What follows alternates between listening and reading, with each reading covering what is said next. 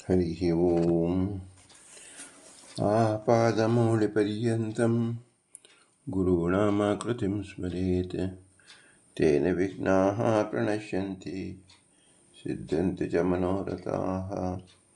श्रीगुरुभ्यो नमः। परमगुरुभ्यो नमः। श्रीमदानन्दतीर्थभगवत्पादाचार्यगुरुभ्यो नमः। मन्मनोभीष्टवरदं सर्वाभीष्टफलप्रदं पुरन्दरगुरुं वन्दे दासश्रेष्ठं दयानिधिं विद्याविनयसम्पन्नान् शान्तादिगुणबृंहितान् सत्शास्त्रप्रवचनासक्तान् इलमिलार्यान् गुरून् भजे। पृथ्वीमण्डलमध्यस्थाः पूर्णबोधमतानुगाः वैष्णवाः विष्णुहृदयान् तान् नमस्ते गुरुमम। हरिः ओम्। श्रीशाः पाहि ಅನಂತಕೋಟಿ ಬ್ರಹ್ಮಾಂಡ ಎಂಬುದು ಶ್ರೀ ಪುರಂದರದಾಸರು ರಚಿಸಿದ ದಿವ್ಯ ಗದ್ಯ ರೂಪ ಮಂತ್ರ. ಇದರಲ್ಲಿ 81ನೆಯ ಗದ್ಯ ಪುರಾಣ ಪುರುಷೋತ್ತಮ. ಪುರಾಣಗಳು ಎಂದರೆ 4 ಲಕ್ಷ ಶ್ಲೋಕಗಳಿಂದ ಒಳಗೊಂಡಿದ್ದ 18 ಪುರಾಣಗಳು. ಇವೆಲ್ಲದರ ತಾತ್ಪರ್ಯ ಪುರುಷೋತ್ತಮ. ಆದ್ದರಿಂದ ಪುರಾಣ ಪುರುಷೋತ್ತಮ ಎಂದು ಶ್ರೀ ಪುರಂದರದಾಸರು ಒಟ್ಟು ಪುರಾಣದ ಇಂಗಿತವನ್ನು ತಾತ್ಪರ್ಯವನ್ನು ತಿಳಿಸಿಕೊಟ್ಟಿದ್ದಾರೆ. ಈ ಮರ್ಮ ಅರ್ಥವನ್ನು ತಿಳಿಯಕ್ಕೆ ನಾವು ಏನು ಮಾಡಬೇಕು? 4 ಲಕ್ಷ ಶ್ಲೋಕವನ್ನು ಅಂದು ತಿಳಿದು ಮನಗಾಣಬೇಕು. ಅದು ಈ ಜನ್ಮದಲ್ಲಿ ಸಾಧ್ಯವಿಲ್ಲದ ಮಾತು. ನಮ್ಮ ಶಕ್ತಿ ಅಲ್ಪಶಕ್ತಿ, ಅಲ್ಪಜ್ಞರು. ಆದ್ದರಿಂದ ಒಟ್ಟು ಗತಿ ಸಾಮಾನ್ಯ ಅಂದರೆ ಎಲ್ಲದಕ್ಕೂ ಉತ್ತರ ಏನು? ಪುರುಷೋತ್ತಮತ್ವ. ಇದನ್ನು ನಾವು ಪ್ರತಿಪಾದಿಸುತ್ತದೆ ಎಂಬುದನ್ನು ತಿಳಿಯುವುದೇ ಪುರಾಣ ಪುರುಷೋತ್ತಮ ಎಂದಾಗಿದೆ. ಪುರಾಣ ಅಂದರೆ ಕೇವಲ 18 ಪುರಾಣಗಳು ಎಂದು ಅರ್ಥವಲ್ಲ. ಪುರಾಣ ಅಂದರೆ ಪುರಾತನವಾದದ್ದು ಎಂದರ್ಥ. ಪುರಾತನವಾದದ್ದು ಯಾವುದು? ಅನಾದಿಯಾದದ್ದು. ಅನಾದಿಯಾದದ್ದು ಯಾವುದು? ವೇದ, ಇತಿಹಾಸ, ಪುರಾಣ ಮತ್ತು ಪ್ರಮಾಣಗಳು, ಭಗವಂತ, ಜೀವರು, ಇವೆಲ್ಲವೂ. ಆದ್ದರಿಂದ ಹೇಗೆ ದ್ರವ್ಯಂ ಕರ್ಮಶ ಕಾಲಶ ಸ್ವಭಾವೋ ಜೀವೇವ ಚ ಯದನುಗ್ರಹ ಸಂತಿ ನ ಸಂತಿ ತದುಪೇಕ್ಷೆಯ ಎಂದು ಭಗವದ್ಗೀತಾ ಮತ್ತು ಅನೇಕ ಪ್ರಮಾಣಗಳಿಂದ ತಿಳಿಸಿದ್ದಾರೋ ಅದರಂತೆ ಶಬ್ದ ಅಂದರೆ ವೇದ, ವೇದವು ಅನಾದಿ. ಅನಾದಿಯಾದದ್ದು ಪುರಾಣದ ಅರ್ಥ. ಅಲ್ಲಿ ಪ್ರತಿಪಾದ್ಯವಾಗಿರ್ತಕ್ಕಂಥದ್ದು ಪುರುಷೋತ್ತಮ. ಉಳಿದವು ನಿತ್ಯತ್ವವನ್ನು ತಿಳಿದುಕೋಸ್ಕರವಾಗಿ ನಾವು ಅರ್ಥಕೊಳ್ಳಬೇಕು.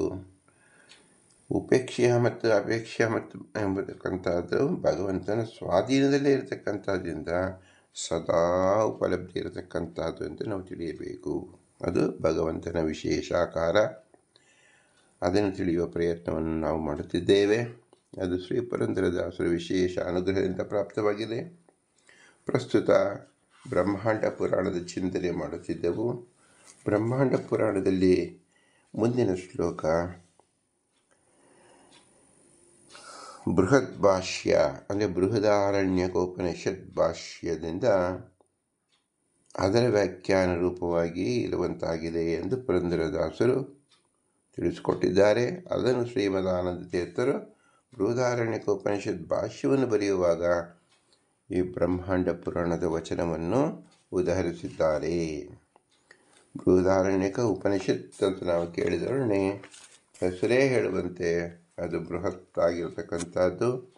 ಬೃಹದಾರಣ್ಯಕ ಉಪನಿಷತ್ ದಶೋಪನಿಷತ್ತಲ್ಲಿ ತುಂಬ ದೊಡ್ಡದು. ಆದ್ದರಿಂದ ದಶ ಉಪನಿಷತ್ ಭಾಷೆಗಳಲ್ಲಿ ಬೃಹದಾರಣ್ಯಕ ಉಪನಿಷತ್ ಭಾಷೆಯೇ ಅತಿ ವಿಸ್ತಾರವಾದದ್ದು. ಇದು ಶುಕ್ಲ ಯಜುರ್ವೇದಕ್ಕೆ ಸೇರಿದ ಈ ಉಪನಿಷತ್ತಿಗೆ ಬ್ರಹ್ಮದೇವರು, ಸೂರ್ಯ, ಯಾಜ್ಞವಲ್ಕ, ಕಣ್ವ ಋಷಿಗಳು, ಲಕ್ಷ್ಮೀಶನಾದ ನಾರಾಯಣೇ ಪ್ರತಿಪಾದ್ಯ ದೇವತೆ, ವಾಜಸೇನ ಉಪನಿಷತ್, ಕಣ್ವ ಉಪನಿಷತ್ತು ಎಂಬುದಾಗಿ ಇದು ಪ್ರಸಿದ್ಧವಾಗಿದೆ. ಇದರಲ್ಲಿ ಒಟ್ಟು 6 ಅಧ್ಯಾಯಗಳಿದ್ದು ಅಶ್ವಮೇಧದ ಕುದುರೆಯ ಆಧ್ಯಾತ್ಮಿಕ ವರ್ಣನೆ, ಈ ಅಶ್ವದ ಅವಯವಗಳಲ್ಲಿ ಬ್ರಹ್ಮದೇವರು, ಇತರ ದೇವತೆಗಳು ಹಾಗೂ ಪರಮಾತ್ಮ ನೆಲೆಸಿರುವ ವಿವರ ಬಂದಿದೆ. ಭಗವಂತನ ಲಯಕರ್ತ. ಲಯ ಅಂದರೆ ಕೇವಲ ಸಂಹಾರವಲ್ಲ, ವಿಶ್ರಾಂತಿ ಪ್ರಧಾನವೇ ಲಯದ ಆಂತರ್ಯ. ದೇವದಾನವರ ಯುದ್ಧದಲ್ಲಿ ದೇವತೆಗಳು ಪರಾಜಿತರಾಗಿ ಜಯದ ಸಾಧನೆಗಾಗಿ ಭಗವಂತನ ಸ್ತುತಿಸಲು ಉತ್ಸುಕರಾಗುತ್ತಾರೆ. ಆದರೆ ಅವರು ಆ ಕಾರ್ಯಕ್ಕೆ ಆರಿಸಿಕೊಂಡ ಸಕಲ ಇಂದ್ರಿಯ ಅಭಿಮಾನಿ ದೇವತೆಗಳಲ್ಲೂ ಅಸುರರು ಪ್ರವೇಶಿಸಿ ಅವರ ಸ್ತೋತ್ರ ಕಾರ್ಯಕ್ಕೆ ವಿಘ್ನ ಸಿಗುತ್ತಾರೆ. ಕೊನೆಗೆ ಅವರು ವಾಯುದೇವನ ಮೂಲಕ ಭಗವತ್ಸ್ತುತಿಯನ್ನು ಕೈಗೊಂಡಾಗ ಅಸುರರ ಆಟ ನಡೆಯುವುದಿಲ್ಲ. ವಾಯುದೇವರೊಳಗೆ ಪ್ರವೇಶಿಸಲು ಯತ್ನಿಸಿದ ದೈತ್ಯರೆಲ್ಲ ಬಂಡೆಗೆ ಅಪ್ಪಳಿಸಿದ ಮಣ್ಣು ಹೆಂಟುಗಳಂತೆ ನಾಶವಾಗಿ ಹೋಗುತ್ತಾರೆ. ವಾಯುದೇವರು ಅಕಣಾಶ್ಮಸಮರು. ಅವರ ಮೂಲಕವೇ ಭಗವಂತನ ಅನುಗ್ರಹ ಪಡೆದು ಸಂಸಾರ ಜಯವನ್ನು ಸಾಧಿಸಲು ಸಾಧ್ಯ ಎಂಬ ಪ್ರಮೇಯ ಈ ಉಪನಿಷತ್ತಲ್ಲಿ ಸ್ಥಾಪಿತವಾಗಿದೆ. ಮತ್ತೊಂದು ಪ್ರಸಂಗದಲ್ಲಿ ತತ್ವಾಭಿಮಾನಿ ದೇವತೆಗಳಲ್ಲಿ ತಾರತಮ್ಯ ನಿರ್ಣಯಕ್ಕಾಗಿ ಪ್ರಯೋಗ ನಡೆಯಿತು. ಶ್ರಮವಿಲ್ಲದೆ ತಮ್ಮ ಕಾರ್ಯವನ್ನು ಸದಾ ನಡೆಸುವ ದೇವತೆಯೇ ತತ್ವಾಭಿಮಾನಿ ದೇವತೆಗಳು ಶ್ರೇಷ್ಠ ಎಂಬುದಾಗಿ ಬ್ರಹ್ಮದೇವರು ತಿಳಿಸಿದ್ದಾರೆ. ಆದರೆ ಚಕ್ಷುರಾದಿ ಅಭಿಮಾನಿ ದೇವತೆಗಳು ಹಾಗೆ ಮಾಡಲು ಪ್ರಯತ್ನಿಸಿದಾಗ ಸ್ವಲ್ಪ ಕಾಲದಲ್ಲಿ ಆಯಾಸಗೊಂಡು ಅದನ್ನು ಸಾಧಿಸಲು ಸೋಲುತ್ತಾರೆ. ಆದರೆ ಪ್ರಾಣದೇವರ ಶ್ವಾಸ ಉಚ್ಛ್ವಾಸ ಕಾರ್ಯವು ಮಾತ್ರ ಅವ್ಯಾಹತವಾಗಿ ಯಾವ ಶ್ರಮವೂ ಇಲ್ಲದೆ ಸದಾ ನಡೆದೇ ಇರುತ್ತದೆ. ಇದರಿಂದ ವಾಯುದೇವರ ಜೀವೋತ್ತಮತ್ವ ಮತ್ತೊಮ್ಮೆ ಸ್ಥಾಪಿತವಾಗುತ್ತದೆ. ಹರಿವ್ರತದಂತೆ ಹಂಸ ಮಂತ್ರ ಜಪರೂಪವಾದ ಪ್ರಾಣವ್ರತವನ್ನು ಸರ್ವರು ತಪ್ಪದೆ ಆಚರಿಸಬೇಕು ಎಂಬ ವಿಧಿ ಇದರಲ್ಲೇ ನಿರೂಪಿತವಾಗಿದೆ. ಸಪ್ತಾನ್ನ ಬ್ರಾಹ್ಮಣ ಈ ಉಪನಿಷತ್ತಿನ ಮತ್ತೊಂದು ಪ್ರಮುಖ ಭಾಗ. ಭಗವಂತನು ದೇವತೆಗಳಿಗೆ ಬಲಿ, ಯಜನ ಎಂಬ 2 ವಿಧ ಅನ್ನವನ್ನು, ಮನುಷ್ಯರಿಗೆ ಅನ್ನವೆಂಬ ಒಂದು ಅನ್ನವನ್ನು, ಪಶುಗಳಿಗೆ ಹಾಲು ಎಂಬ ಒಂದು ಅನ್ನವನ್ನು ಆಹಾರವಾಗಿ ವಿಧಿಸಿರುವನು. ತನಗಾಗಿ ಮನಸ್ಸು, ವಾಕ್ ಮತ್ತು ಪ್ರಾಣ ಎಂಬ 3 ವಿಧ ಅನ್ನವನ್ನು ಸೃಜಿಸಿರುವನು. ಆದ್ದರಿಂದ ಮನಸ್ಸು, ಮಾತು ಮತ್ತು ಪ್ರಾಣಗಳನ್ನು ಭಗವತ್ಪ್ರೀತಿಕರವಾದ ಕಾರ್ಯದಲ್ಲಿ ತೊಡಗಿಸುವುದೇ ಮುಖ್ಯವಾದ ಅರ್ಥದಲ್ಲಿ ಭಗವಂತನಿಗೆ ಅರ್ಪಿಸಬೇಕಾದ ನೈವೇದ್ಯ ಎಂಬ ಪ್ರಮೇಯ ಸಪ್ತಾನ್ನ ಬ್ರಾಹ್ಮಣದ ಸಾರ. ದೇವಲೋಕ, ಸ್ವರ್ಗಲೋಕ ಮತ್ತು ಮನುಷ್ಯಲೋಕ ಎಂಬ 3 ಲೋಕವನ್ನು ಕ್ರಮವಾಗಿ ತತ್ವಜ್ಞಾನ, ಸತ್ಕರ್ಮಗಳ ಆಚರಣೆ ಮತ್ತು ಸತ್ಪುತ್ರರ ಉತ್ಪತ್ತಿ ಇಂದ ಸಂಪಾದಿಸಿಕೊಳ್ಳಬೇಕು. ತಂದೆ ತನ್ನ ಅಂತ್ಯಕಾಲದಲ್ಲಿ ತನ್ನ ಮಗನಿಗೆ ತ್ವಂ ಬ್ರಹ್ಮ, ತ್ವಂ ಯಜ್ಞ ಮತ್ತು ತ್ವಂ ಲೋಕಃ ಎಂಬುದಾಗಿ ಉಪದೇಶಿಸಬೇಕು. ಅದನ್ನು ಮಗನು ಅಹಂ ಬ್ರಹ್ಮ, ಅಹಂ ಯಜ್ಞ, ಅಹಂ ಲೋಕ ಎಂಬುದಾಗಿ ಅಂಗೀಕರಿಸಬೇಕು. ಎಂದರೆ ನೀನು ವೇದಾಧ್ಯಯನ ಪರಾಯಣನಾಗಿ ವಿಹಿತ ಯಜ್ಞವನ್ನು ಆಚರಿಸುತ್ತಾ ಉತ್ತಮ ಲೋಕಗಳನ್ನು ಸಂಪಾದಿಸಬೇಕು ಎಂದು ತಂದೆ ಆದೇಶವೀಯಬೇಕು. ಮಗನು ಅದನ್ನು ತಪ್ಪದೆ ಪಾಲಿಸಿ ಕೃತಾರ್ಥನಾಗಬೇಕು ಎಂಬುದು ಭಾವ. ಅದ್ವೈತ ಪರವಾಗಿ ತುಂಬ ಪ್ರಸಿದ್ಧವಾಗಿದ್ದ ಅಹಂ ಬ್ರಹ್ಮಾಸ್ಮಿ ಎಂಬ ವಾಕ್ಯ ಇಲ್ಲಿಯೇ ಬರುವುದು. ಪ್ರತಿಯೊಬ್ಬ ಸಾಧಕನು ಭಗವಂತನ ಗುಣಪೂರ್ಣ ಎಂದು ಉಪಾಸನೆ ಮಾಡಿಯೇ ಪೂರ್ಣ ಗುಣದ ನೆಲೆಯಾದ ಮುಕ್ತಿಯನ್ನು ಸಂಪಾದಿಸಿಕೊಳ್ಳಬೇಕು.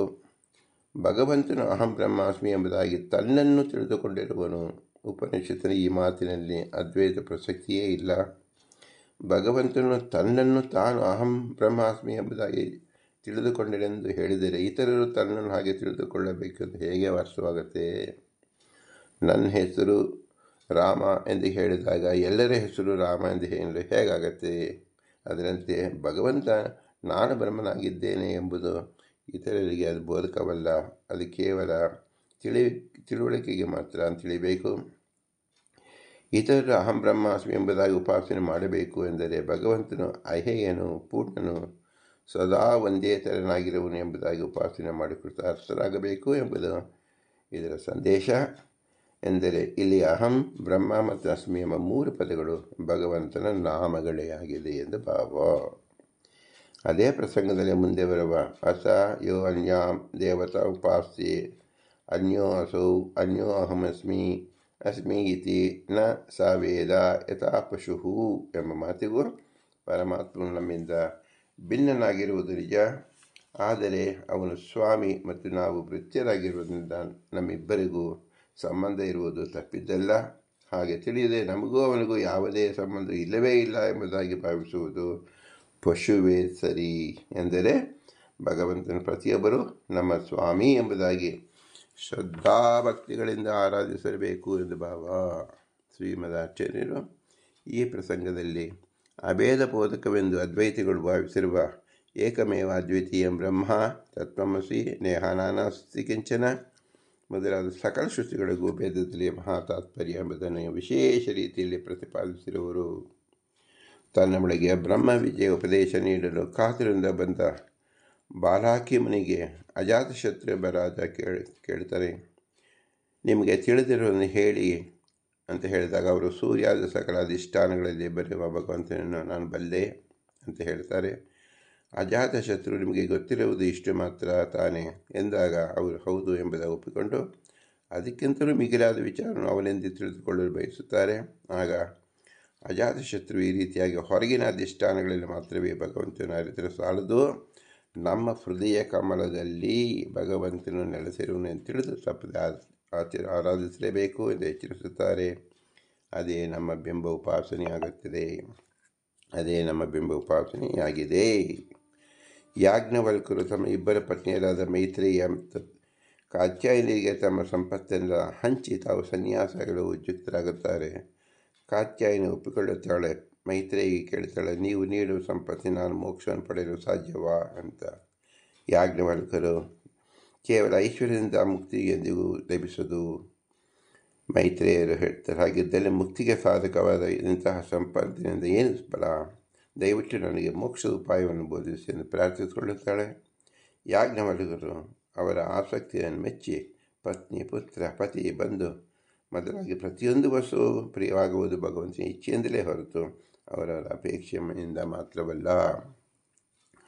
ಅಂತಹ ಭಗವಂತನೇ ಸಕಲರಿಗೂ ಮುಕ್ತಿದಾಯಕರು.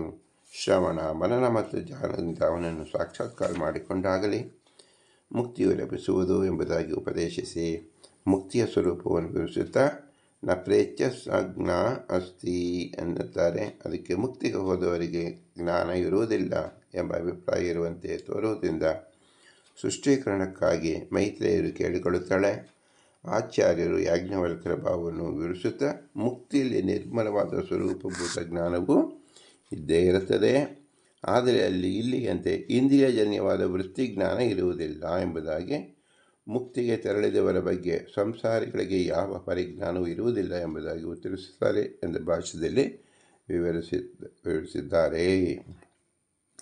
ಜನಕರಾಜನ ಸಭೆಯಲ್ಲಿ ಒಮ್ಮೆ ಬೃಹತ್ ಪ್ರಮಾಣದ ವಿದ್ಯುತ್ ಗೋಷ್ಠಿ ನಡೆಯುತ್ತದೆ.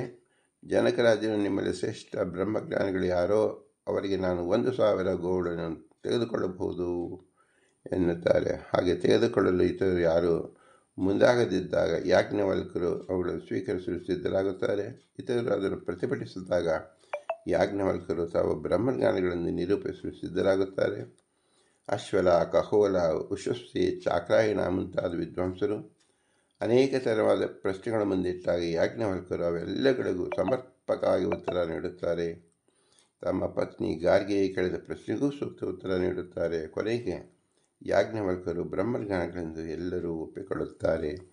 ಜನಕರಾಜನು ಸ್ವತಃ ಅವರಿಂದ ಉಪದೇಶ ಪಡೆದು ಕೃತಾರ್ಥನಾಗುತ್ತಾನೆ. ಈ ಪ್ರಸಂಗದಲ್ಲಿ ವಾಯುದೇವರು ಜಗತ್ತಿನ ಸೂತ್ರ, ನಾರಾಯಣನು ಅಂತರ್ಯಾಮಿ, ಮಹಾಲಕ್ಷ್ಮಿ ಆಕಾಶ ಶಬ್ದವಾಚ್ಯಳು, ನಾರಾಯಣನು ಅಕ್ಷರ ಶಬ್ದವಾಚ್ಯನು, ವಿಶ್ವದ ಎಲ್ಲಕ್ಕೂ ಅವನೇ ಕಾರಣ ಪುರುಷ ಮೊದಲಾದ ಅನೇಕ ಮಹತ್ವಪೂರ್ಣ ಪ್ರಮೇಯವನ್ನು ಇಲ್ಲಿ ನಿರೂಪಿತವಾಗಿದೆ. ಒಮ್ಮೆ ಬ್ರಹ್ಮದೇವರು ತಮ್ಮ ಬಳಿಗೆ ದೇವತೆಗಳು, ಮಾನವರು ಮತ್ತು ದಾನವರು ಎಂಬ 3 ವರ್ಗದವರಿಗೆ ದಾ ಎಂದು ಒಂದೇ ಶಬ್ದದಿಂದ ಉಪದೇಶ ನೀಡುತ್ತಾನೆ. ಅದನ್ನು ಆ 3 ತಮ್ಮ ಸ್ವಭಾವಕ್ಕೆ ಅನುಗುಣವಾಗಿ ಅರ್ಥ ಮಾಡಿಕೊಳ್ಳುತ್ತಾರೆ. ದೇವತೆಗಳು ದಮ ಉಳ್ಳುವರಾಗಿ ಎಂದು, ಮಾನವರು ದಾನ ಮಾಡುವರಾಗಿ ಮತ್ತು ದಾನವರು ದಯೆ ಉಳ್ಳುವರಾಗಿ ಎಂದು ಗ್ರಹಿಸುತ್ತಾರೆ. ಸ್ವರೂಪಯೋಗ್ಯತೆಗೆ ಅನುಗುಣವಾಗಿಯೇ ಶಾಸ್ತ್ರಗಳು ತಮ್ಮ ಭಾವವನ್ನು ತೆರೆದುಕೊಳ್ಳುವುದು ಎಂಬ ತತ್ವ ಇಲ್ಲಿ ನಿರೂಪಿತವಾಗಿದೆ. ಹೀಗೆ ಬೃಹದಾರಣ್ಯಕೋಪನಿಷತ್ತುವು ಅನೇಕ ಪ್ರಮೇಯಗಳ ತವ ನಿಧಿಯಾಗಿದೆ. 10 ಉಪನಿಷತ್ತುಗಳು ಭಾಷ್ಯ ಟೀಕೆಗಳಿನ ಅರ್ಥ ಸಂಗ್ರಹ ರೂಪವಾದ ವಿವರಣೆಯನ್ನು ಶ್ರೀ ರಾಘವೇಂದ್ರ ಸ್ವಾಮಿಗಳು ರಚಿಸಿದ್ದು, ಅವುಗಳು ಉಪನಿಷತ್ತುಗಳ ಮಧ್ವ ಭಾಷೆ ಅನುಸಾರಿಯಾಗಿ ವಿವರಣೆಯನ್ನು ಸ್ಫುಟವಾಗಿ ತಿಳಿಯಲು ಅತ್ಯಂತ ಉಪಯುಕ್ತವಾಗಿದೆ. ಅವುಗಳಲ್ಲಿ ಐತರೇಯ ಉಪನಿಷತ್ತಿಗೆ ಮಂತ್ರಗಳ ಭಾಗಕ್ಕೆ ಮಾತ್ರ ಅವರ ಅರ್ಥ ಬರೆದಿರುವವರು ಷಟ್ಪ್ರಶ್ನ ಖಂಡಾರ್ಥ ಮುದ್ರಿತವಾಗಿಲ್ಲ. ಬೃಹದಾರಣ್ಯಕ ಭಾಷ್ಯಕ್ಕೆ ಶ್ರೀ ರಘೋತ್ತಮ ತೀರ್ಥರು ಬಾಹುಬೋಧ ಎಂಬ ಟೀಕೆ, ಚಾಂದೋಗ್ಯ, ಕಾಟಕ, ಸಲವಕಾರ ಭಾಷೆಗಳಿಗೆ ಅವರ ಶಿಷ್ಯರಾದ ಶ್ರೀ ವೇದೇಶ ಟಿಪ್ಪಣಿಗಳು, ಈ ರೀತಿಯಲ್ಲಿ ಅನೇಕ ಮಹನೀಯರು ವ್ಯಾಖ್ಯಾನವನ್ನು ಮಾಡಿರುತ್ತಾರೆ. ಶ್ರೀಮದಾಚಾರ್ಯರು ದಶೋಪನಿಷ ಭಾಷೆಗಳಲ್ಲಿ ಈಶಾವಾಸ್ಯೋಪನಿಷತ್ ಮತ್ತು ಷಷ್ಪ್ರಶ್ನ ಭಾಷೆಗಳಿಗೆ ಮಾತ್ರ ಜಯತೀರ್ಥ ಟೀಕೆ ಬರೆದಿರ್ತಾರೆ. ಆ ಟೀಕೆಗಳಿಗೆ ವಾದಿರಾಜ ತೀರ್ಥರು, ಬಿದರಳ್ಳಿ ಶ್ರೀನಿವಾಸ ತೀರ್ಥರು ಮುಂತಾದ ಟಿಪ್ಪಣಿಗಳನ್ನು ಬರೆದಿರ್ತಾರೆ. ಉಳಿದ 8 ಉಪನಿಷತ್ ಭಾಷೆಗಳಿಗೂ ಅವರ ಶಿಷ್ಯರಾದ ಶ್ರೀ ವ್ಯಾಸತೀರ್ಥ ಟೀಕೆ ಬರೆದಿರುವರು. ಐತರೇಯ ಭಾಷೆ ಟೀಕೆಯನ್ನು ಬಿಟ್ಟು ಇತರ ಟೀಕೆಗಳು ಉಪಲಬ್ಧವಾಗಿದೆ. ಬೃಹದಾರಣ್ಯಕ, ಚಾಂದೋಗ್ಯ, ಬೃಹದಾರಣ್ಯಕ ಟೀಕೆಗಳು ಹೊರತು ಉಳಿದವುಗಳಲ್ಲಿ ಈಗ ಸಿಗ್ತಾ ಇದೆ. ಐತರೇಯ ಭಾಷೆ ಟೀಕೆ ಉಲ್ಲೇಖ ವಿಪುಲವಾಗಿ ಬಂದಿದೆ. ಉಪನಿಷತ್ತುಗಳಿಗೆ ಮಧ್ವಾಚಾರ್ಯ ಸಾಕ್ಷಾತ್ ಶಿಷ್ಯರು ಟೀಕೆ ರಚಿಸಿದ ಉಲ್ಲೇಖ ಅಂತೆಯಲ್ಲೂ ಬರುವುದಿಲ್ಲ. ನಾರಾಯಣ ಪಂಡಿತಾಚಾರ್ಯ ಪುತ್ರರು ತ್ರೈವಿಕ್ರಮಾಚಾರ್ಯ ದಾಸರು ಎಂದು ಪ್ರಸಿದ್ಧರಾಗಿರುವ ವಾಮನ ಪಂಡಿತರು ಸಹ ಚಿಕ್ಕ 7 ಉಪನಿಷತ್ತುಗಳು ಟೀಕೆ ರಚಿಸುವ ಪ್ರತೀತಿ ಇದೆ. ಹೀಗೆ ಯಾರು ವೈಷ್ಣವರು ಅವರೆಲ್ಲರೂ ಸಹ ಈ ಉಪನಿಷತ್ತಿಗೆ ವಿಶೇಷವಾದ ಕಾಣಿಕೆಯನ್ನು ವ್ಯಾಖ್ಯಾನ ರೂಪವಾಗಿ ಕೊಟ್ಟಿದ್ದಾರೆ. ಶ್ರೀ ಪುರಂದರದಾಸರಂತೂ ಎಲ್ಲ ಉಪನಿಷತ್ತಿನ ಭಾವಾರ್ಥವನ್ನು ತೋರಿಸುವ ಒಂದೇ ಶಬ್ದ ಪುರಾಣ ಪುರುಷೋತ್ತಮ. ಈ ಒಂದು ಶಬ್ದದಿಂದಲೇ ಎಲ್ಲ ಉಪನಿಷತ್ತಿನ ಭಾವಾರ್ಥವನ್ನು ಹಿಡಿದು ತೋರಿಸಿಕೊಟ್ಬಿಟ್ಟಿದ್ದಾರೆ. ನಾವು ಅದನ್ನು ತಿಳಿಯುವ ಪ್ರಯತ್ನವನ್ನು ಮಾಡಬೇಕು. ಬೃಹದಾರಣ್ಯಕ ಉಪನಿಷತ್ತು ಬಹಳ ದೊಡ್ಡದಿರುವುದರಿಂದ ಯಾವ ಭಾಗದ ಯಾವ ಭಾಷೆಗೆ ಈ ವಾಕ್ಯವನ್ನು ತೋರಿಸಿದ್ದಾರೆ ಎಂಬ ಯೋಗ್ಯತೆಯೂ ನಮಗೆ ಸಾಧ್ಯವಾಗುವುದಿಲ್ಲ. ಆದರೂ ಬೃಹತ್ ಭಾಷ್ಯದಲ್ಲಿ ಉಕ್ತವಾಗಿದೆ ಎಂಬುದಷ್ಟೇ ತಿಳಿದು ಈ ಬ್ರಹ್ಮಾಂಡ ಪುರಾಣದ ವಾಕ್ಯವನ್ನು ನೋಡೋಣ. ಐಚ್ಯೋ ದುಷ್ಣೋರ ದೇಹಸ್ಸನ್ ದೇಹವಾನ್ಸ್ಯಾಮಿತಿ ಪ್ರಭು ಯತೋ ದೇಹ ಇದಂ ಸರ್ವಂ ತಸ್ಯೋ ವಿಷ್ಣುರಾದೇಹಿನಃ ತದ್ವಶತ್ವಾತ್ ಸ್ವಯಂ ದೇವಚ್ಚಿದಾನಂದ ಶರೀರಕಃ ಸೋ ಆತ್ಮ ಆಚರತ್ ಸೃಷ್ಟರ್ಥಂ ಜನಾರ್ದನಃ ಯತ್ಕುರ್ವನ್ ಯಸೃಜೇತ್ ಈಶಾ ತದ್ಭವೇತ್ ತದಾತ್ಮಕಂ ಅತೋ ಅಚ್ಯುತೋ ಯತೋ ಜಾತ ಆಪೋ ಅತೋ ಅಚ್ಚನ ಸಾಧನಃ ಅನ್ಯತಾ ಕರ್ತುಮೀಶೋಪಿ ಕ್ರೀಡೆಯ ತತ್ವದಾತ್ಮಕಂ ಕರ್ತುಂ ತತ್ಪ್ರವೃತ್ತಿ ಸನ್ ತತ್ಕರೋತಿ ಸ್ವಯಂ ಪ್ರಭು. ಇದು ಒಂದು ವಚನ. ಭಗವಂತನೇ ಎಲ್ಲ ದೇವತೆಗಳು ನಿಂತು ಎಲ್ಲ ಕಾರ್ಯವನ್ನು ಮಾಡಿಸುವನು ಎಂಬುದು ಇದರ ತಾತ್ಪರ್ಯ. ತೇಜೋ ಅಭಿಮಾನಿವಾನ್ ಬ್ರಹ್ಮ, ವಾಯುಶ್ಚ ಅಭಿಮಾನವಾನ್ ರುದ್ರಃ, ಕ್ಷಿತ್ಯಾಭಿಮಾನಿ ಚಾಪೇಚ್ಯ ಮಯ ತನ್ಮಯ ಇದಂ ಜಗತ್. ಅಲಮಿಮನ್ಯಮಾನ ಸಹಿತ ಶಾಸ್ತ್ರಯಾವಿತೆ ಅಭಿಮಾನಿನಃ ವಿಷ್ಣು ಜಾತಕ್ರಮೇಣೈವ ಪೂರ್ವಸ್ಯಾದುತ್ತರೋತ್ತಮಂ ತೇಜೋ ಅಭನ್ ಅಭಿದಾ ತಸ್ಮಾದ್ ಏಷಾಮೇವ ಪ್ರಕೀರ್ತಿತಾ ಏತೆ ಚ ತ್ರೀಣಿ ರೂಪಾಣಿ ಚಾಭಿದಾ ಗೋಚರಸುರಾಃ ಬ್ರಹ್ಮವಾಯುಗಿರೀಶೇಭ್ಯೋ ಸೇತೇಭ್ಯೋ ಜಾತಮಿದಂ ಜಗತ್ ಅತೋ ಅಗ್ನಿಸೂರ್ಯಸೋಮಾನಾಮಪಿ ರೂಪಂ ತದುದ್ಭವಂ ಅತೋ ಅಗ್ನಿಸೂರ್ಯಸೋಮಾನಂ ನಾಮ ತೇಷಾಂ ಪ್ರಕೀರ್ತಿತಂ ಸಾಧನಯಮನಾಚ್ಚೈವ ಸತ್ಯಂ ಏಷ ತ್ರಯಂ ಸುರಾಃ ತೇಷಾಂ ಸತ್ಯಂ ಹರಿಃ ಸಾಕ್ಷಾತ್ ಯತ್ತತ್ತೇಷಾಂ ನಿಯಾಮಕಃ ಪ್ರಧಾನೇ ಸತ್ಯಶಬ್ದೋಯಂ ಸೃಷ್ಟಿಭಿಃ ಸಮುದಾಹೃತಃ ಯತೇವ ಸರ್ವಲೋಕಾನಾಂ ಪ್ರಧಾನಂ ಕಾಂಚನಂ ಸ್ಮೃತಂ. ಎಲ್ಲ ಹೆಸರಿಂದ ವಾಚ್ಯನಾಗಿರ್ತಕ್ಕಂಥ ಭಗವಂತನೇ, ಇಂದ್ರಾದಿ ದೇವತೆಗಳಿಂದ ವಾಚ್ಯನಾದವನು ಭಗವಂತನೇ, ಬ್ರಹ್ಮ ಗಿರೀಶ ಇಂದ್ರಾದಿಗಳಿಂದ ವಾಚ್ಯನಾಗಿದ್ದು ಅವನೇ ಬ್ರಹ್ಮಾಂಡವನ್ನು ಸೃಷ್ಟಿಸಿದ್ದಾನೆ. ಅಂದರೆ ಎಲ್ಲವೂ ಭಗವಂತನೇ ನಡೆದಿದೆ. ಹೇಗೆ ಕಾಂಚನ ಪ್ರಧಾನವಾದ ಲೋಹಗಳಲ್ಲಿ ಕಾಂಚನ ಹೇಗೆ ಪ್ರಿಯವಾಗಿಯೋ ಹಾಗೆ ಭಗವಂತ ದೇವತೆಗಳಲ್ಲಿ ನಾವು ಅತ್ಯಂತ ಮಹತ್ವವಾದದ್ದು ಅಂತ ತಿಳಿಯಬೇಕು. ಯಥಾ ಮೃತ್ಪಿಂಡ ಸದೃಶ ಮೃಣ್ಮಯ ಸರ್ವ ಏವ ಚ ಯಥಾ ಕಾಷ್ಟೇಯಸಂ ಸರ್ವಂ ಸಮಂ ಕಾಷ್ಟಾಯ ಸಂತರೆ ಏವಂ ಸರ್ವಸ್ಯ ಜಗತಃ ಸದೃಶಂ ಶ್ರೇಷ್ಠ ಏವ ಚ ಹರಿಸ್ತೇನ ತಜ್ಞಾನಜ್ಜಗಜ್ಞಾತಮಿವಾಖಿಲಂ ಸ ಸೃಷ್ಟಾ ಚೈವ ಸಂಹರ್ತಾ ನಿಯಂತಾ ರಕ್ಷಿತಾ ಹರಿಃ ತೇನ ವ್ಯಾಪ್ತಿಮಿದಂ ಸರ್ವಂ ಏತದಾತ್ಮತೋ ವಿದುಃ. ಭಗವಂತನಿಂದಲೇ ಸೃಷ್ಟಿ ಸ್ಥಿತಿ ಸಂಹಾರ ಮೂರೂ ನಡೆಯುವುದು ಎಂದರ್ಥ. ಸ ಆತ್ಮ ಪೂರ್ಣಗುಣತಃ ಸ ಸೂಕ್ಷ್ಮ ಸರ್ವಗಃ ಸದಾ ಸರ್ವೋತ್ತಮತ್ವ ಸತ್ಯಂ ತಜ್ಜೀವ ಅಭಿನ್ನಂ ತದಾಸುರಃ ವಿದುರ್ನಃ ತ್ವಂ ತಂ ವಿದ್ಧಿ ಶ್ವೇತಕೇತು ಕದಾಚನ ಕಿಂತ ವಿಷ್ಣು ಪೃಥಕ್ ಸರ್ವಂ ದೇವದೇವೇಶ್ವರ ಪ್ರಭು ಪ್ರಕೃತಿ ದೇವಾಜ್ಯಂ ಅಲ್ಪಶಕ್ತಿ ಜ್ಞಾನಸುಖಾದಿಕಃ ಇತ್ಯೇವ ವಿದ್ಧಿ ಸತತಂ ಅಥೋ ಮೋಕ್ಷಾಪ್ಯಸಿ. ಭಗವಂತನ ಸರ್ವೋತ್ತಮ ಅಂತ ತಿಳಿಯಬೇಕು, ಜೀವರು ಅಲ್ಪಜ್ಞರು ಅಂತ ತಿಳಿಯಬೇಕು. ಸ್ವರೂಪದಲ್ಲಿ ಮಾತ್ರ ಆನಂದವಿದೆ, ಜೀವರಿಗೆ ಬಾಹ್ಯ ವೃತ್ತಿಯಲ್ಲಿ ದುಃಖವೂ ಇದೆ ಎಂಬುದನ್ನು ತಿಳಿಯಬೇಕು. ಭಗವಂತನಿಗೆ ವೃತ್ತಿ ಜ್ಞಾನ ಎಂಬುದೇ ಇಲ್ಲ, ಕೇವಲ ಸ್ವರೂಪ ಎಂಬುದನ್ನು ವಿಶೇಷ ಆಕಾರ ತಿಳಿಯಬೇಕು ಎಂಬುದನ್ನು ಈ ಬ್ರಹ್ಮಾಂಡ ಪುರಾಣದ ವಚನ ನಮಗೆ ತಿಳಿಸ್ತಾ ಇದೆ. ಸರ್ವೋತ್ತಮ ಇತಿ ಜ್ಞಾತೋ ವಿಷ್ಣು ಮೋಕ್ಷಮಿಂ ನಯೇತ್ ಜೀವರೂಪತೆಯ ಜ್ಞಾತ ತಮೋ ಅಂಧಂ ಪ್ರಾಪಯೇತ್ ಪ್ರಭು ವಿಷ್ಣೋದಾತಸ್ತತಃ ವಿಷ್ಣು ಸಾಮೀಪ್ಯ ಮೋಕ್ಷ ಉಚ್ಯತೆ ಸ ವಿಷ್ಣುತ್ವಂ ತ ಮೋಕ್ಷಂ ಸ್ಯಾದೇಶೋ ಅಹಮಿತಿ ಚ ಶ್ರುತಿ ಸಂಸಾರಸಾಗರಸ್ತೀರ್ಣೋ ಮುಕ್ತೋ ಅಹಮಿತಿ ಚ ಶ್ರುತಿ ಯದಾ ತದಾ ವಿಮುಕ್ಷೋಣಂ ಕಿಂ ಪರಂ ಜ್ಞಾನಿನೋ ಭವೇತ್. ಯಥಾ ಮಧುಕರೈಃ ನಾನಾವಿಧಪುಷ್ಪರಸೈಃ ಸಹ ಮಧುತ್ವಂ ಪ್ರಾಪಿತಂ ಸಂವಿಧಾಂ ಭಾವಾನ್ ನ ಸುಖೀ ಭವೇತ್. ಯಥಾ ನದ್ಯೋ ನ ಮುಕ್ತಾಃ ಸಮುದ್ರಂ ಪ್ರಾಪಿತಾಪಿ ಯಮಸ್ಮೀತಿ ಜ್ಞಾನಾತ್ ಯಥಾ ಸುಪ್ತೋ ನ ಮುಚ್ಯತೆ ಪ್ರಳಯೇಪಿ ಹರಿಂ ಪ್ರಾಪ್ತಂ ಪೃಥಕ್ ಜ್ಞಾನಾವರ್ಜನಾತ್ ಏವಂ ಜೀವೇಶು ಯೋ ವೇದ ಜ್ಞಾನಾತ್ ವಿಷ್ಣೋಃ ಸದೋಚ್ಯತ ಜ್ಞಾತ್ವೈವ ಮುಚ್ಯತೆ ತಸ್ಮಾದೇವಂ ಜಾನೀಹಿ ಪುತ್ರಕ. ಭಗವಂತನ ಭಿನ್ನ ತೋರಿಸುವುದಕ್ಕೆ ಪ್ರಪಂಚದಲ್ಲಿ ಅನೇಕ ಪದಾರ್ಥಗಳು ಸೃಷ್ಟಿತವಾಗಿದೆ. ಅದರಲ್ಲಿ ಮಧು ಮತ್ತು ಸಮುದ್ರ ಮತ್ತು ಭಗವಂತನ ಸೃಷ್ಟಿಯಾದ ಕಾರ್ಯಗಳು ಎಲ್ಲದರಲ್ಲೂ ನಾವು ಸೂಕ್ಷ್ಮವಾಗಿ ತಿಳಿಯಬೇಕು ಎಂಬುದು ಈ ಬ್ರಹ್ಮಾಂಡ ಪುರಾಣದ ವಚನದ ಅರ್ಥ ತಾತ್ಪರ್ಯವಾಗಿದೆ. ಇದೇ ಬೃಹದಾರಣ್ಯಕ ಉಪನಿಷತ್ತಲ್ಲಿ ಹೇಳಲ್ಪಟ್ಟಿದೆ.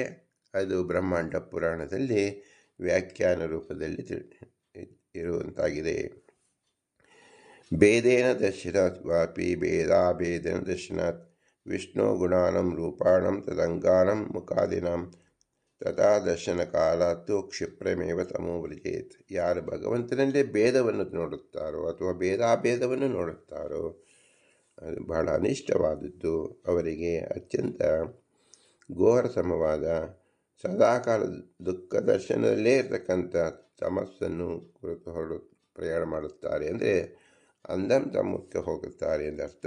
ಆದ್ದರಿಂದ ಭಗವಂತನಲ್ಲಿ ಭೇದವನ್ನಾಗಲಿ ಭೇದಾಭೇದವನ್ನಾಗಲಿ ನಾವು ಚಿಂತಿಸಬಾರದು.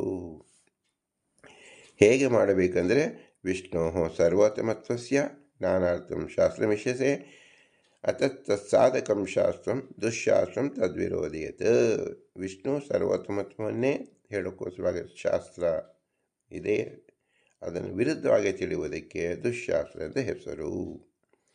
ತಿರ್ಯಕ್ ಮಾನತ ದೇಹಾದಿ ವಿಷ್ಣುರೂಪೇಶು ಶಕ್ಯತ ಯಸ್ಮಿನ್ ಕಸ್ಮಿಂಶ್ಚ ವಿಷಯೇ ದುಃಖಿತ್ವಂ ಭಿನ್ನತಾಪಿ ವಾ ಅಜ್ಞಾನಂ ನಾಶಿತಾ ವಾಪಿ ಜನ್ಮ ಜೀವೇರ ಭಿನ್ನತಾ ಪ್ರಕೃತ್ಯ ಭಿನ್ನತಾ ವಾಪಿ ಜೀವಾಭೇದ ಪರಸ್ಪರಂ ಜಡಾಭೇದ ಅಸೋ ವಿಷ್ಣು ತತ್ವಂ ಜಗತೋಪಿ ವಾ ಅಗಣತ್ವಂ ಅದೇಹತ್ವಂ ಅಕರ್ತತ್ವಂ ತಥಾ ಹರೇಃ ಸಮ್ಯಕ್ ಭಕ್ತಿಮತೆ ಮುಕ್ತಿ ವಿಷ್ಣು ತದ್ವೇಷ ತಥಾ ದೇಶ ತಥಾ ಮುಕ್ತಾಭೋಗವಿದೆ ಜೀವಾನಾಂ ಮುಕ್ತೋ ಸಾಮ್ಯಂ ತಥೈವ ಚ ಅರೂಪಂ ಚ ಜೀವಾನಾಂ ಮುಕ್ತಾನಾಂ ಬಂಧಿನಾಮಪಿ ನಾಮತೀರ್ಥಾಭಿಮೀಃ ಮುಕ್ತಿಃ ತತ್ವಜ್ಞಾನವಿನಾಪಿತು ವಿಷ್ಣು ಸಾಕಾಶಾತ್ ಪ್ರಕೃತೇಃ ಬ್ರಹ್ಮಣೋ ಅನಂತರುದ್ರಯೋಃ ಗರುಡ ಸೂರ್ಯ ವಿಘ್ನಾದೇಃ ಅಗ್ನಿಸೋಮ ಗುಹಾದೀನಾಂ ಪ್ರದ್ಯುಮ್ನಸ್ಯ ಅನಿರುದ್ಧಸ್ಯ ದೇವ ವಿಪ್ರಾದೀನಾಮಪಿ ಯೈಃ ಕೈಶ್ಚಪಿ ಗುಣೈಃ ವಿಷ್ಣೋಃ ಸಾಕಾಶಾತ್ ವರತಾ ತಥಾ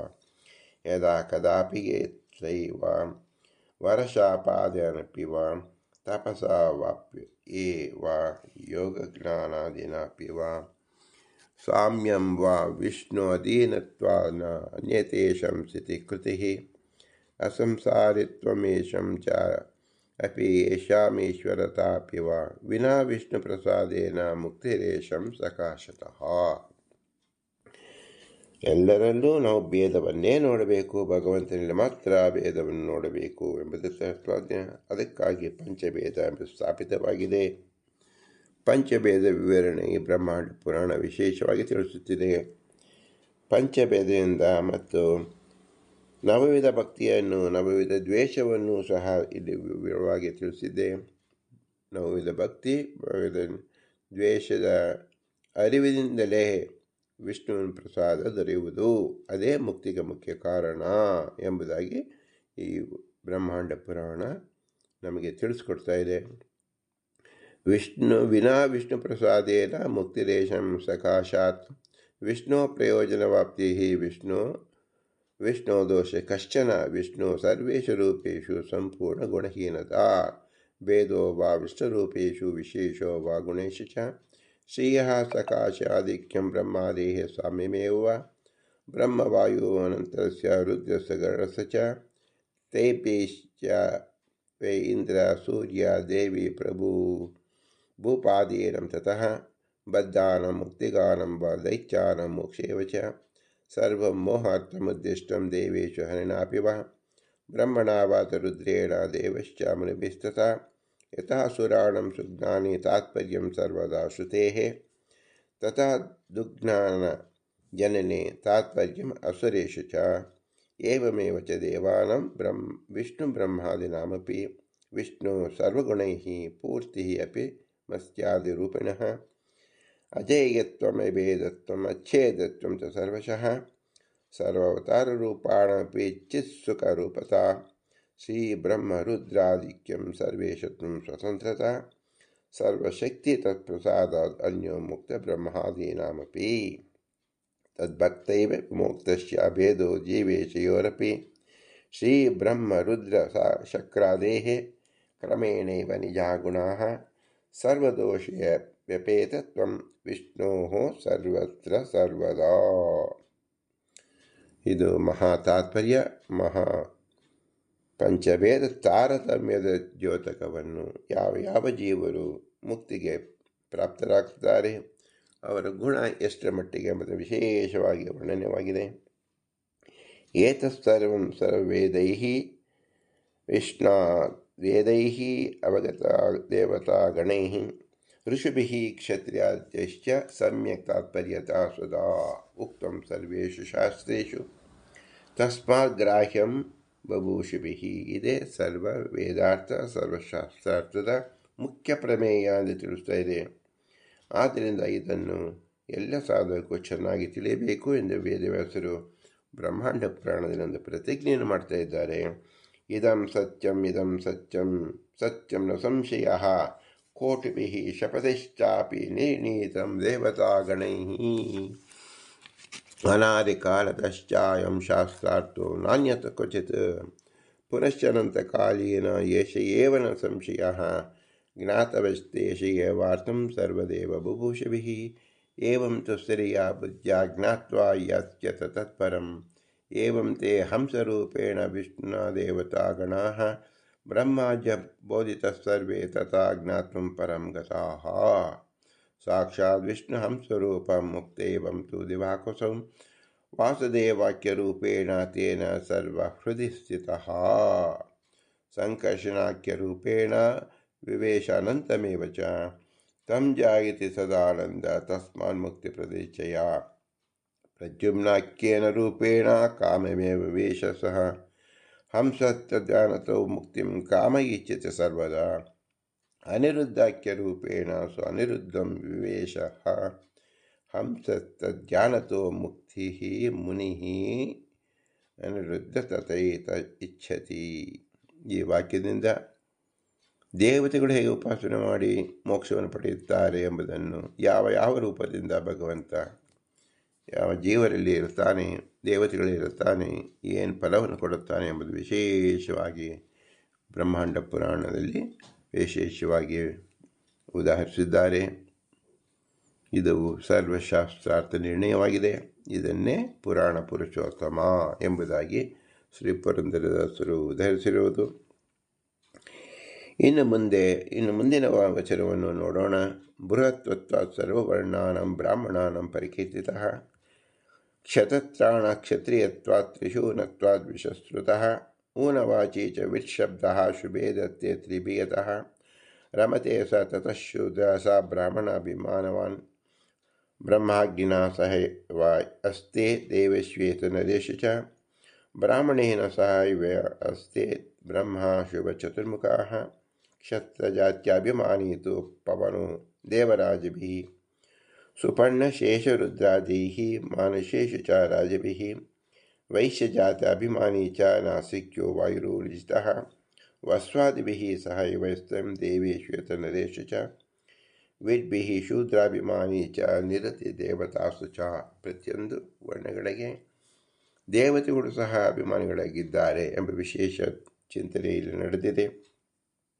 ಮುಂದೆ ನ ಸತ್ಯೋ ಪೃಥಿವ್ಯಾಂ ಚ ಶೂದ್ರಶ್ವೇತ ಮಾನುಷೇ ಯಸ್ಮಾದಗ್ನೋ ವಿಶೇಷೇಣ ಬ್ರಹ್ಮಣ ಸನ್ನಿಧಿ ಭವೇತ್ ಅತೋ ಅಗ್ನಾಮೇವ ದೇವಾನಾಂ ಸರ್ವೇಷಾಂ ನಿಯಮದ್ವೇ ಹುತ್ವಾ ಲೋಕಾನ್ ಪ್ರಾರ್ಥಯಂತಿ ತಥಾ ವಿಪ್ರೇ ಚ ಮಾನುಷೇ ಸರ್ವಜ್ಞಾತ್ಯುತ್ತಮೋ ಬ್ರಹ್ಮ ಯತೋ ವಿಪ್ರಾಗ್ನಿ ಸಂಸ್ಥಿತಃ ತಸ್ಮಾದ್ ವಿಪ್ರಾಗ್ನಿ ತದೈವ ಅಗ್ನಿಂ ತರ್ಪಯೇತ್ ಬ್ರಹ್ಮ ತುಷ್ಟೀಕೃತ ತುಷ್ಟೇ ಬ್ರಹ್ಮಣಿ ವಿಷ್ಟುಷ್ಣ ತುಷ್ಣೋ ಲೋಕಾನ್ ಪ್ರದಾಸ್ಯತಿ ಅಗ್ನಿ ವಿಪ್ರಾಚ ಕೋಪಿ ಏವಂ ಯೋ ನ ವೇದ ಹರಿಂ ಪರಂ ಆಶ್ರಯಂ ಸರ್ವಜೀವಾನಂ ಹರಿಸ್ತ್ವಂ ನೈವ ಭೋಜಯೇತ್ ಯಥಾ ನದೀತ ವೇದಸ್ಸು ಯಥಾ ಕರ್ಮ ಕೃತಂ ತಥಾ ನ ಸಮ್ಯಕ್ ಫಲದೋ ವಿಷ್ಣು ಅಜ್ಞಾತೋ ಜಗದೀಶ್ವರಃ ಯಜ್ಜವೇತ್ತ ಮಹದಪಿ ಹಯಮೇದಾದಿಕಂ ಹರೇಃ ಕುರ್ಯಾತ್ ಕ್ಲೈ ವಿಷ್ಣು ಪರವಾನ್ ನ ಭವೇತ್ ನ ತ ಸಂಶಯಃ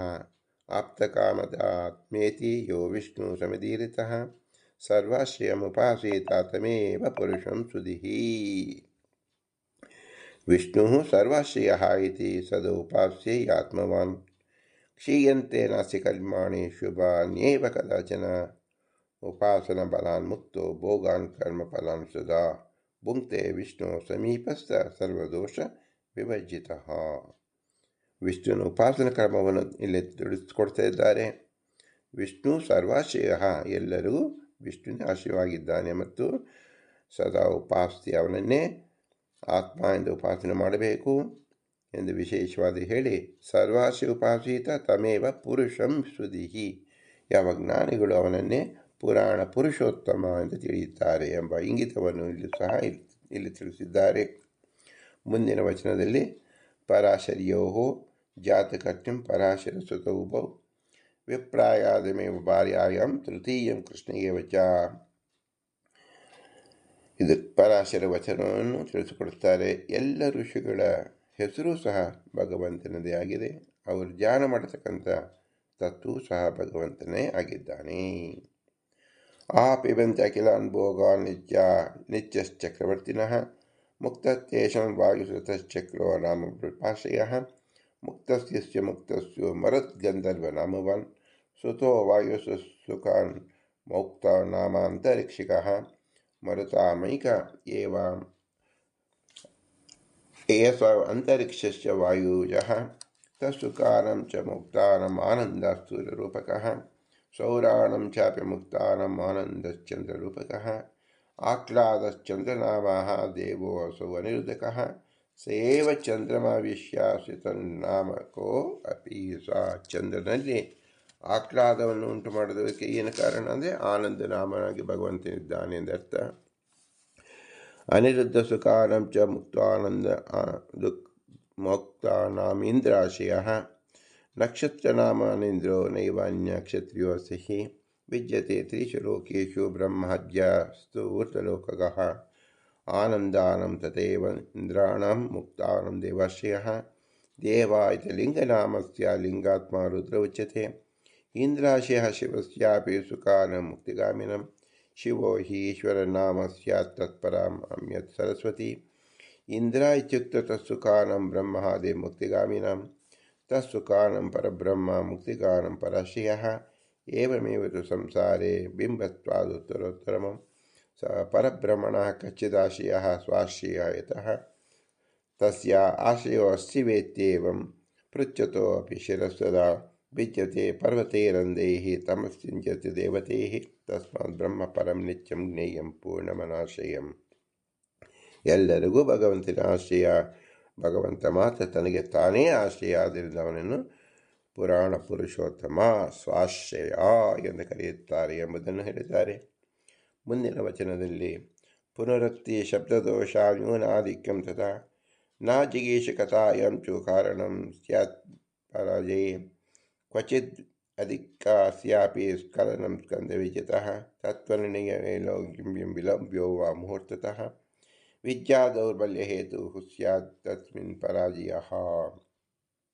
ಪುನರುಕ್ತಿ ಎಂಬ ದೋಷ ಇರುವುದಿಲ್ಲ, ದಾರಢ್ಯ ಮಾಡೋಕ್ಕೋಸ್ಕರವಾಗಿ ಅಲ್ಲಿ ಉಕ್ತವಾಗಿದೆ ಎಂಬ ವಿಶೇಷ ವ್ಯಾಖ್ಯಾನವನ್ನು ಬ್ರಹ್ಮಾಂಡ ಪುರಾಣ ತಿಳಿಸ್ತಾ ಇದೆ. ನೇತಿ ನೇತ್ಯಾದ ರೂಪೇಣ ವಿಜ್ಞಾಪಿತ ಗುಣೋಪಿತು ವಿಶೇಷ ಅಪೇಕ್ಷೆಯ ಪೃಷ್ಟೋ ನ ಶಾಕಲ್ಯೋ ವಿವೇದತ.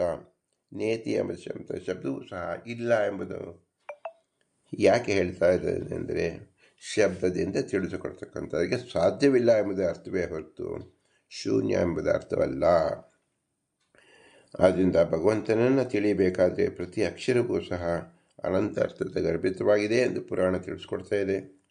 ಅಮಿತಾಕ್ಷರಂ ಪಂಚರಾತ್ರಂ ವಿದ್ಯೇತ್ ಆಹು ಮನೀಷಿಣಃ ಮಿತಾಕ್ಷರಂ ಶ್ಲೋಕಂ ವಾಚ್ಯಂ ಉಭಯಂ ವೇದ ಈರ್ಯತೆ ರಹಸ್ಯಂ ಅಸ್ಯಾಂ ಯೋಗ್ಯಂ ಚ ಯದಿ ಮಾಮೇಶ ಪೃಚ್ಯತೆ ದತ್ತೋ ಮಯಾ ವರೋಸ್ಯೇತಿ ವಕ್ತವ್ಯಮೇ ಭವಿಷ್ಯತಿ ಇತಿ ಭೀತೋ ಅವಜ್ವರಾಗ್ನೋ ಯಾಜ್ಞವಲ್ಕ ಸುಮೇಧಯ. ಭಗವಂತನೇ ಬೇರೆ ಬೇರೆ ರೂಪದಿಂದ ಈ ರಹಸ್ಯವನ್ನು ತಿಳಿಸ್ಕೊಟ್ಟಿದ್ದಾನೆ ಎಂದು ಪುರಾಣ ಬಹಿರಂಗಪಡಿಸ್ತಾ ಇದೆ. ಪ್ರವಹಂ ವಾಯುಪುತ್ರಂ ಚ ಸೂರ್ಯ ಸೋಮೋತ ವಿದ್ಯುತಂ ಪ್ರಾಪ್ಯಂ ಪ್ರಧಾನವಾಯುಂ ಚ ಯಾತಿ ತತ್ಪರಂ ಪದಂ. ಭಗವಂತನನ್ನು ಕಾಣಲಿಕ್ಕೆ ಮೋಕ್ಷ ಮಾರ್ಗಕ್ಕೆ ಯಾವ ರೀತಿಯಲ್ಲಿ ಮಾರ್ಗವಿದೆ ಎಂಬುದನ್ನು ತಿಳಿಸ್ತಾ ಇದೆ.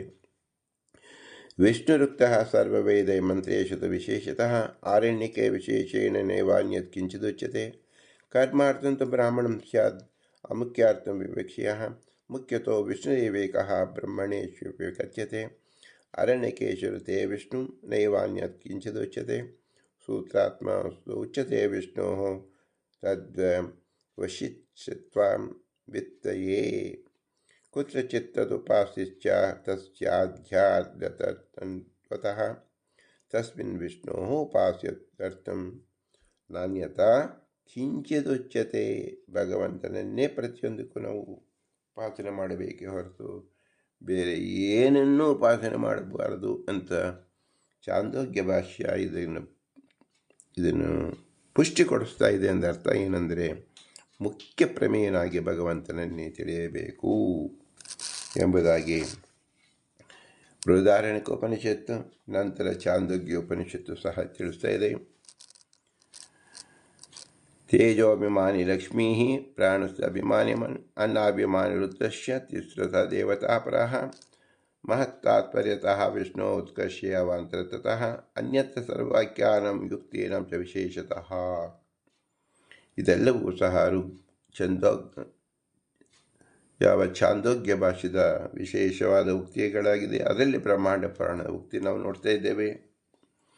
ಹಂಸಂ ನಾಮ ಹನ್ಯಮಾನ ದೇವಸ್ಯ ಸಮುದಾಹೃತಂ ಜೀವಾದನಿಯತೋ ವಿಷ್ಣು ಹಂಸನಾಮ ತತಸ್ಮೃತಃ ಸ್ಥಿತಿ ಜೀವಸಮುದ್ದಿಷ್ಟ ಅತ್ಯಲ್ಪಂ ಸುಮಿತತ್ವತಃ ಪೂರ್ಣತ್ವಾದಸ್ಮಿನ್ ನಾಮ ಅಸೌ ಪೂರ್ಣತ್ವ ಹೇತುತಃ ಬ್ರಹ್ಮಾಸ್ಮೀತಿ ಉಚ್ಯತೆ ವಿಷ್ಣು ಬೃಹತ್ಪೂರ್ಣೋ ಯತಸ್ವದಾ असो सूर्यगतो विष्णु दूरस्तत्वात् प्रकीर्तितः अहम नाम ಜೀವಗತೋ ನಿತ್ಯ ಹೇಯತ್ವ ಹೇಯತ.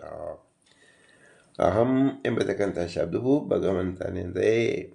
ಅಹಂ ಅಂದರೆ ಹೇಯತ್ವ ಅಂದರೆ ಬಿಟ್ಟಿರಲಿಕ್ಕೆ ಸಾಧ್ಯವಿಲ್ಲತಕ್ಕಂಥ ಅಹಂ ಎಂಬ ಶಬ್ದ ಅದು ಭಗವಂತನಿಗೆ ಮಾತ್ರ ವಾಚ್ಯವಾಗಿದೆ ಎಂಬತಕ್ಕಂಥದ್ದಕ್ಕೆ ಸರ್ವ ಶಬ್ದಗಳಿಗೂ ಭಗವಂತನಿಗೆ ಯಾವ ರೀತಿ ತಿಳಿದುಕೊಳ್ಳಬೇಕು ಎಂಬುದಾಗಿ ಈ ಚಾಂದೋಗ್ಯ ಉಪನಿಷತ್ತಿನಲ್ಲೂ ಹೇಳಿದೆ. ಈ ರೀತಿಯಾಗಿ ಬೃಹದಾರಣ್ಯಕ ಮತ್ತು ಚಾಂದೋಗ್ಯ ಉಪನಿಷತ್ತಿನಲ್ಲಿ ನಾವು ಚಿಂತನೆ ಮಾಡಿದಂತೆ ಆಗಿತು. ಇನ್ನು ಮುಂದಿನ ವಿಷಯದಲ್ಲಿ ಖಂಡನತ್ರಯಗಳಲ್ಲಿ ವಿಷ್ಣು ತತ್ವನಿರ್ಣಯದಲ್ಲಿ ಇತರ ತಾತ್ಪರ್ಯಗಳಲ್ಲಿ ವಿವರಿಸಿದ ಬ್ರಹ್ಮಾಂಡ ಪುರಾಣದ ವಾಕ್ಯವನ್ನು ಚಿಂತಿಸೋಣ. ಇದು ಅತಿ ಅದ್ಭುತವಾದ ವಿಸ್ಮಯವಾದ ಜ್ಞಾನ. ಇದನ್ನು ಶ್ರೀ ಪುರಂದರದಾಸರು ಪುರಾಣ ಪುರುಷೋತ್ತಮ ಎಂದು ಸಾಧು ವಚನಗಳಿಂದ ತಿಳಿಸಿಕೊಟ್ಟಿದ್ದಾರೆ. ಇವರ ಅನುಗ್ರಹ ವಿಶೇಷ ಎಷ್ಟು ಹೇಳಿದರೂ ಸಾಲದು. ಭಗವಂತನ ಪ್ರಾರ್ಥನೆ, ಭಗವಂತನ ಉಪಾಸನೆ ಮಾಡಲಿಕ್ಕೆ ಸುಲಭ ಮಾರ್ಗ ಪುರಾಣದ ಅರ್ಥದಿಂದ ವೇದದಲ್ಲಿರತಕ್ಕಂಥ ಮಂತ್ರದ ಅರ್ಥವನ್ನೇ ಇಲ್ಲಿ ತಿಳಿಸಲಾಗಿದೆ ಎಂಬುದನ್ನು ನಾವು ತಿಳಿಯಲು ಅದನ್ನು ಮಾತ್ರ ನಾವು ಮನಸ್ಸಿನಲ್ಲಿ ಗಟ್ಟಿ ಮಾಡಿಕೊಳ್ಳಬೇಕು. ಇವೆಲ್ಲವಕ್ಕೂ ಮೂಲ ರೂಪ ಯಾವುದಂದರೆ ಪುರಾಣ ಪುರುಷೋತ್ತಮ ಎಂಬುದೇ ಆಗಿದೆ. ಅದರ ವಿಸ್ತಾರ ರೂಪವಾಗಿ ನೋಡಿದರೆ ಎಲ್ಲ ವೇದದ ಅರ್ಥ ಎಲ್ಲ ಪುರಾಣದ ಅರ್ಥವಾಗಿದೆ. ಆದ್ದರಿಂದ ನಾವು ಪುರಾಣವನ್ನು ಓದುತ್ತೇವೆ ಎಂದರೆ ಅದು ವೇದದ ವ್ಯಾಖ್ಯಾನವನ್ನೇ ಓದ್ತಾ ಇದ್ದೀವಿ ಅಂತ ಅರ್ಥ. ಇದನ್ನು ಹೇಗೆ ತಿಳಿಯಬೇಕು ಎಂಬುದಕ್ಕೆ ಕಿಂಚಿತ್ ಉಪದೇಶವ ರೂಪಕವಾಗಿ ಪುರಾಣ ಪುರುಷೋತ್ತಮ ಎಂಬುದರಲ್ಲಿ ಶ್ರೀ ಪುರಂದರದಾಸರು ತೋರಿಸಿಕೊಟ್ಟಿದ್ದಾರೆ. ಇದರಿಂದಲೇ ಶ್ರೀ ವ್ಯಾಸತೀರ್ಥರು ಪುರಂದರದಾಸರು ಮಾಡಿದ ದಾಸರ ಪ್ರತಿಯೊಂದು ಪದಗಳನ್ನು ಇಟ್ಟು ಪುರಂದರ ಉಪನಿಷತ್ತೆಂದು ಕೊಂಡಾಡಿದ್ದು. ಇದರ ಮಹಿಮೆ ಯಾರಿಗೆ ಗೊತ್ತಾಗುತ್ತದೆ ಎಂದರೆ ಇದನ್ನು ವಿಶೇಷವಾಗಿ ಯಾರು ಅಧ್ಯಯನ ಮಾಡುತ್ತಾರೋ ಅವರಿಗೆ ತಿಳಿಯುತ್ತೆ. ಪುರಾಣ ಪುರುಷೋತ್ತಮ ಎಂಬ ಒಂದೇ ವಾಕ್ಯ ಸಾಕು. ಸಕಲ ಪುರಾಣಗಳ ಅರ್ಥ, ಸಕಲ ವೇದಗಳ ಅರ್ಥವು ಒಳಗೊಂಡಿದೆ. ಇದನ್ನು ನಾವು ತಿಳಿಯುವ ಪ್ರಯತ್ನವನ್ನೇ ನಾವು ಮಾಡ್ತಾ ಇದ್ದೇವೆ. ಇದನ್ನು ಶ್ರೀ ಪುರಂದರದಾಸ ನಮಗೆ ವಿಶೇಷ ಆಕಾರವಾಗಿ ತಿಳಿಸ್ಕೊಡ್ತಾ ಇದ್ದಾರೆ. ಅವರ ಬೋಧಕ ಶಕ್ತಿ ಅಪಾರ ಅಪಾರ ಅಪಾರ. ನಮ್ಮ ತಿಳಿಯುವ ಶಕ್ತಿ ಅಲ್ಪ ಅಲ್ಪ ಅಲ್ಪ. ಆದ್ದರಿಂದ ನಾವು ಏನು ತಾನೇ ತಿಳಿಯಲು ಶಕ್ಯವಾಗಿದೆ. ಆದರೂ ಅವರ ವಿಶೇಷ ಅನುಗ್ರಹದಿಂದಲೇ ನಾವು 4 ಶಬ್ದಗಳನ್ನು ತಿಳಿತಾ ಇದ್ದೇವೆ. ಇದು ಅವರ ವಿಶೇಷವಾದ ಅನುಗ್ರಹ. ಇದರಿಂದ ಪುರಂದರದಾಸರ ಅಂತರ್ಯಾಮಿಯಾದ ಪುರಂದರ ವಿಠಲ ತೃಪ್ತಿಯಾಗಲಿ. ಇದು ಕೇವಲ ನಮ್ಮ ಮಾತಾಪಿತರ ಅನುಗ್ರಹದಿಂದ ಶಾಂತವಾಗಿದೆ. ಗುರು ಹಿರಿಯರ ಆಶೀರ್ವಾದ ರೂಪದಿಂದ ಸಾಧ್ಯವಾಗಿದೆ. ಮತ್ತು ತತ್ವಾಭಿಮಾನಿ ದೇವತೆಗಳೇ ನಿಂತು ನುಡಿಸುತ್ತಾ ಇದ್ದಾರೆ. ಇದರಿಂದ ಸಾಧ್ಯವಾಗಿದೆ. ಇವೆಲ್ಲಕ್ಕೂ ಕಾರಣವಾಗಿ ಇವರೆಲ್ಲರಲ್ಲೂ ನಿಂತಿರತಕ್ಕಂಥ ಮುಖ್ಯ ಪ್ರಾಣವಾಗಿದೆ. ಇವರ ವಿಶೇಷವಾದ ಬಲ, ಶಕ್ತಿ, ಜ್ಞಾನ ಇದರಿಂದಲೇ ಸಾಧ್ಯವಾಗಿದೆ. ಇವರೆಲ್ಲರೂ ಅಸ್ವತಂತ್ರರಾದರೆ ಭಗವಂತ ಸ್ವತಂತ್ರ. ಅವನೇ ನಮ್ಮ ಪ್ರತಿಸ್ಥನಾಗಿರ್ತಕ್ಕಂಥ ಬಿಂಬರೂಪ ಭಗವಂತ. ಆದ್ದರಿಂದ ಇದು ಬಿಂಬ ಉಪಾಸನೆ ಎನಿಸಿಕೊಳ್ಳುತ್ತೆ. ನಾವು ಯಾರನ್ನೂ ತಿಳಿತಾ ಇಲ್ಲ, ನಾವು ನಮ್ಮನ್ನೇ ತಿಳಿತಾ ಇದ್ದೀವಿ. ಅಂದರೆ ನಮ್ಮ ಬಿಂಬನನ್ನೇ ತಿಳಿತಾ ಇದ್ದೀವಿ. ಆದ್ದರಿಂದ ಎಲ್ಲರೂ ಅತಿ ಉತ್ಸಾಹದಿಂದ ಪುರಾಣ ಪುರುಷೋತ್ತಮ ಎಂಬುದನ್ನು ವಿಶೇಷಕಾರವಾಗಿ ತಿಳಿದು ಮಾನ್ಯರಾಗೋಣ. ಆದ್ದರಿಂದ ಇವರೆಲ್ಲರಿಗೂ ನಾವು ಪ್ರತಿರೂಪವಾಗಿ ಏನನ್ನೂ ಕೊಡಲು ಸಾಧ್ಯವಿಲ್ಲ. ಅದರ ಹೊರತು ಒಂದು ಉಪನಿಷತ್ತಿನಿಂದಲೇ ನಾವು ಪ್ರಣಾಮವನ್ನು ತಿಳಿಸಬೇಕು. ಭೂಯಿಷ್ಟಾಂತೆ ನಮ ಉಕ್ತಿಂ ವಿಧೇಮ, ಭೂಯಿಷ್ಟಾಂತೆ ನಮ ಉಕ್ತಿಂ ವಿಧೇಮ, ಭೂಯಿಷ್ಟಾಂತೆ ನಮ ಉಕ್ತಿಂ ವಿಧೇಮ ಎಂದು ಹೇಳಿ ವಿನಮ್ರಿಸೋಣ. ಭಾರತೀಯರ ಮುಖ್ಯ ಪ್ರಾಣಾಂತರ್ಗತ ಶ್ರೀಕೃಷ್ಣ ಅರ್ಪಣಮಸ್ತು. ಹರಿ ಓಂ, ಹರಿ ಓಂ, ಹರಿ ಓಂ.